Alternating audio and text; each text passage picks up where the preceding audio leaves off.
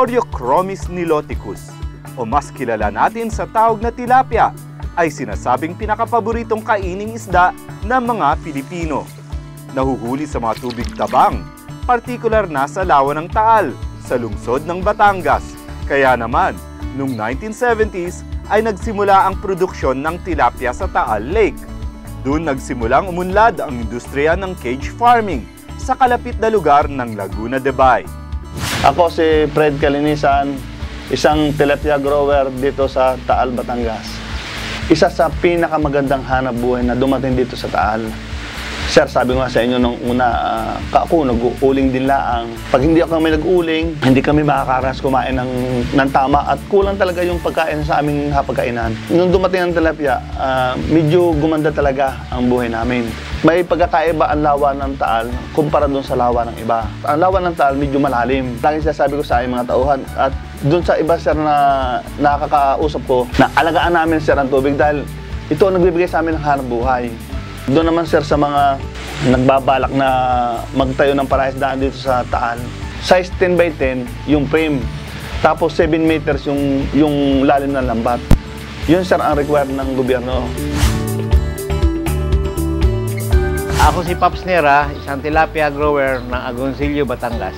Nakakapag-produce kami ng export quality na tilapia na naipadala namin sa USA sa pamamagitan ng paggamit ng magandang patuka na galing sa feed mix feeds na natitiyak namin yun na lahat ng aming inihagis na pakain sa tilapia, nakakain nila yun. At yun ang nakakapagpalaki ng pang-export size na 500 to 1 kilo na tilapia. At yun ay malaking tulong sa amin, ang export.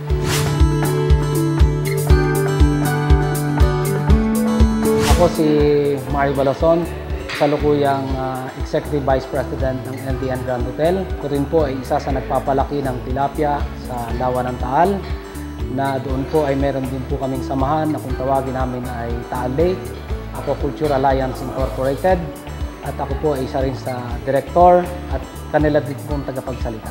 Sa buong Pilipinas, na masasabi ko na ang industriya ng tilapia, bagamat kami ay sa Taal Lake lang ang aming area, ay sa nakikita ko po ito ay isa sa maunlad na industry. Ito po ay isang malaking industriya na napaunlad dito sa ating bansa.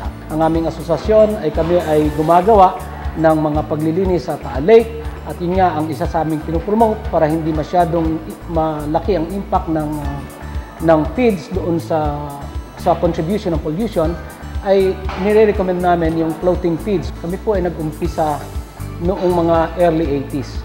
Na noong panahon na yun ay panahon pa ni Arturo Tangco. Siya po ang nagdala ng industriya ng tilapia sa Taal. Pero yun po yung initial take lang ng mga tao. At habang tumatagal, ito po ay naging paborito na rin ng mga tao. Bukod sa masarap na, affordable pa ang presyo.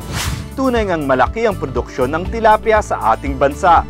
Bukod kasi sa mga kalakihan, ang porsyento ng fresh water sa ating mga katubigan, gaya ng mga ilog at lawa, isa ito sa mga nakasanayan at paboritong ihain sa mga hapagkainan ng bawat pamilyang Pilipino. Sa susunod na linggo, patitikimin tayo ng putaheng tilapia.